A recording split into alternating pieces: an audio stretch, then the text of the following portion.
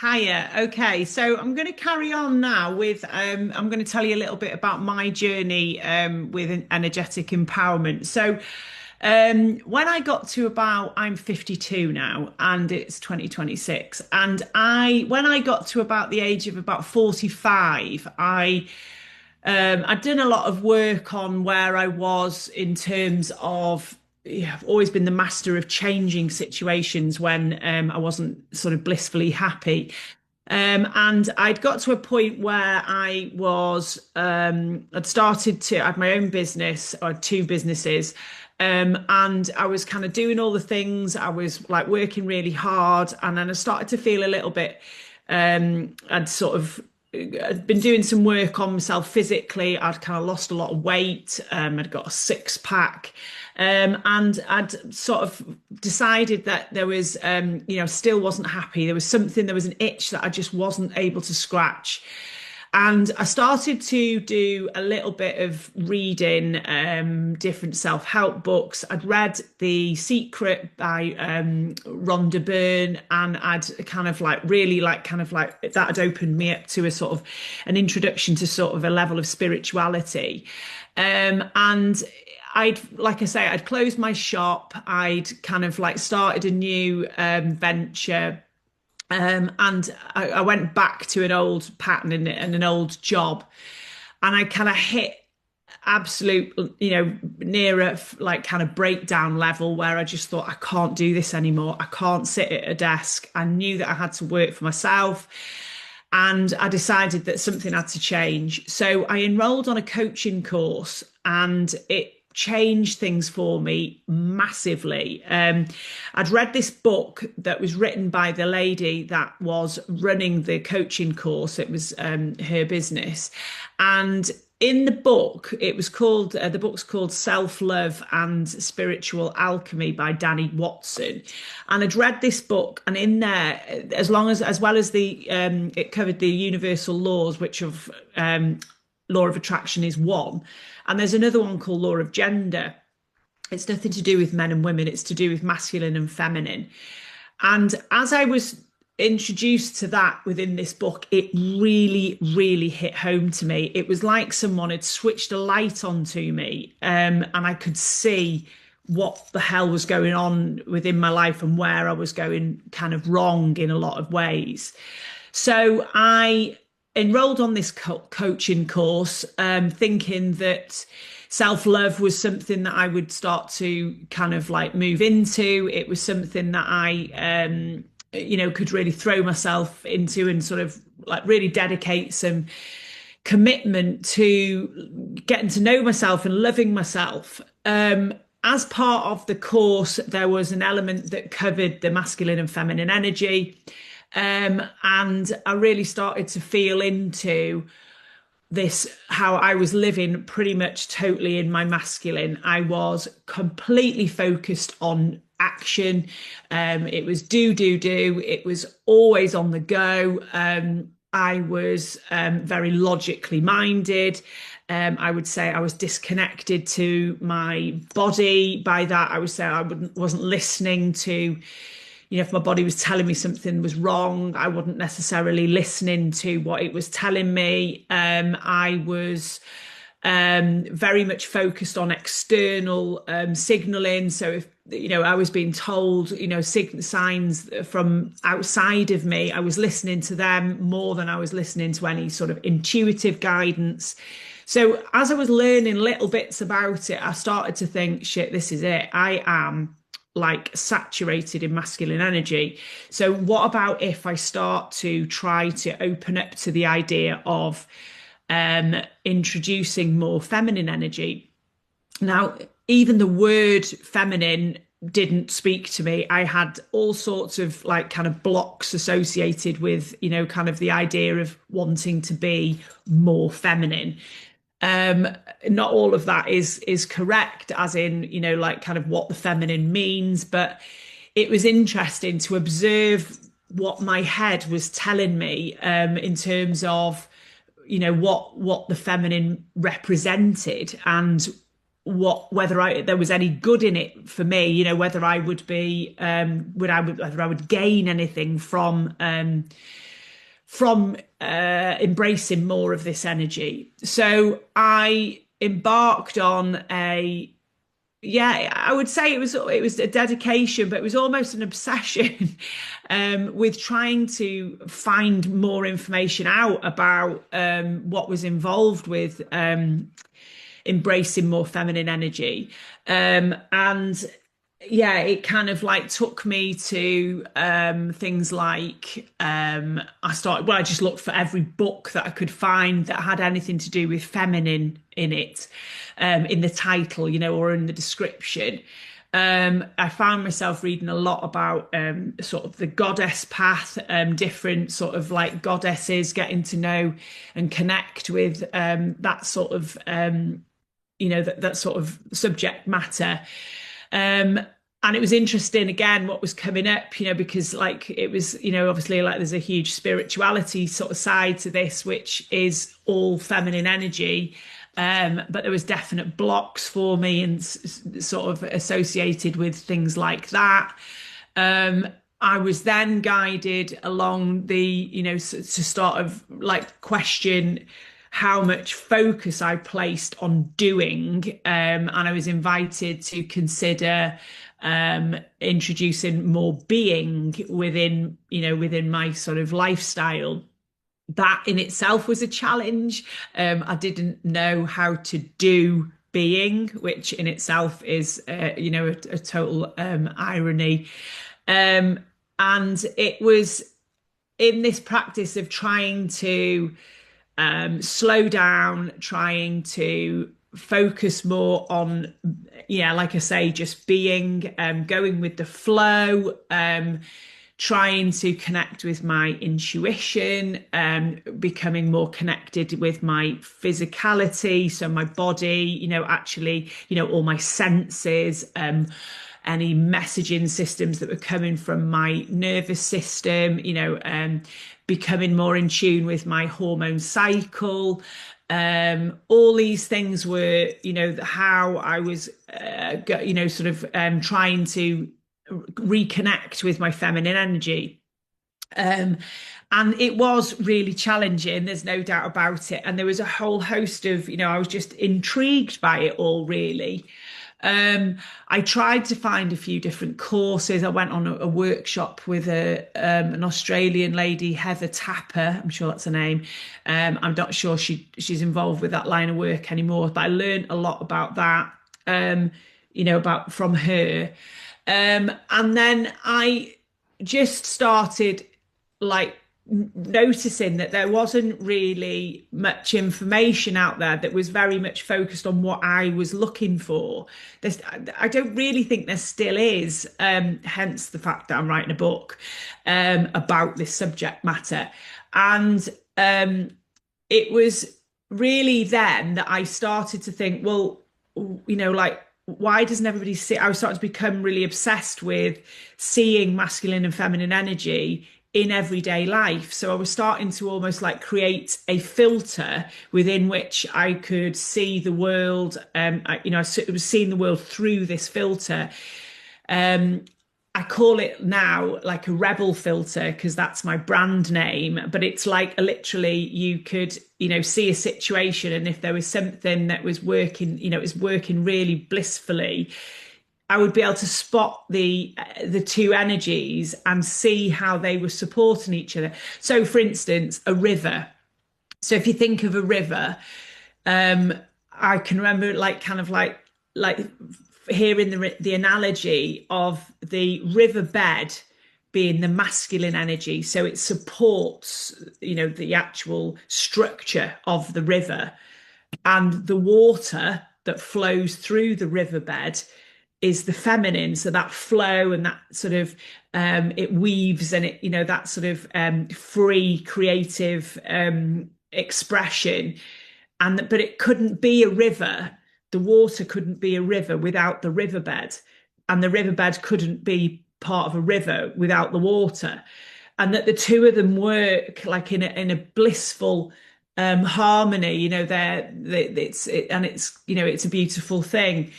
And we can use that all the way through, through life. You can see it within yourself. We're all made up of masculine and feminine energy. You can see how when you are able to, like I said before, weave, freely between the two energies, you can see how you become really empowered, and how you can live your own sort of authentic life. But you can also see it within your own relationships. So say, romantic relationships, you need to be able to weave between the two energies within your relationship. If you're both trying to be, the masculine energy, and you're both trying to be very focused on action and problem solving, and applying logic to everything, and nobody is doing any of the creative thinking or the visionary thinking, or nobody is putting any compassion or nurturing energy, all of which are feminine, then there's going to be a problem. There's an imbalance in the two energies, and there's going to be a problem. So you can see it within relationships. You can also see it within situations in workplaces, places which are totally focused on fact, have a very hierarchical system, and it's all very, again, sort of, like I say, sort of productivity focused, all very quantitative, really masculine energy focused. And no room for accepting that, the people that work within that organization are not robots, and that they have needs, and they have, human needs. They are physically, they have need, like I say, they don't just operate on a, what I'm trying to say, without any, they just have, as humans, we have needs, we have things that come and, and things that change, as in, like, we have emotions, we have, we might be ill, or, so when structures within organizations, companies don't, take things like that into account, then it's an energetic imbalance, and it kind of goes to pot. And then that also, the wider picture is, within the universe, like now we are obsessed, generally within society, we are obsessed with masculine energy. There's just so much focus and so little, so much focus, like I say, on all the things external to ourselves. It's all very masculine and, action focused, and little consideration for collaboration, for community, for creativity, for being spiritually guided, or being intuitively guided, or taking account for the seasons, or taking account for different cycles of the moon, or all these things are, needed. We need both of them for us to work in a harmonic way. So I became, like I say, this rebel filter. I started to really use that through all the aspects of my life. And, whether that was, like, say, something like my relationship with exercise. So if I was kind of like trying to, get super fit, for instance, and then I'm just thinking that I'm going to train every day. It's all going to be really, like, results focused. I'm not willing to accept that I've got a cold, or I'm on my period and I'm not feeling 100%, not feeling really strong. If I just keep ignoring all these things and I just keep pushing, that's a total masculine energy. It's a total masculine way of approaching it. And we need some push, obviously, and we need some structure to things. Obviously, that's, like, crucial. But when we're totally in that way and we're not losing any, taking into account for any of the feminine side of things. So by that, I mean, like you need to accept that, at times we need to just like, today's not the day, and we need to like let off a foot off the gas, and we need to sort of, like I say, flow a little bit. You can see how when you bring the two sort of energies in, you can see how they kind of work well together and how they complement each other, and that's how you get longevity, and that's how you sustain within a, like I say, sort of working towards a fitness goal or trying to just keep fit and well. If we abuse the masculine by just constantly pushing and going the whole time, we'll get injured or we'll burn out. It's just not going to work.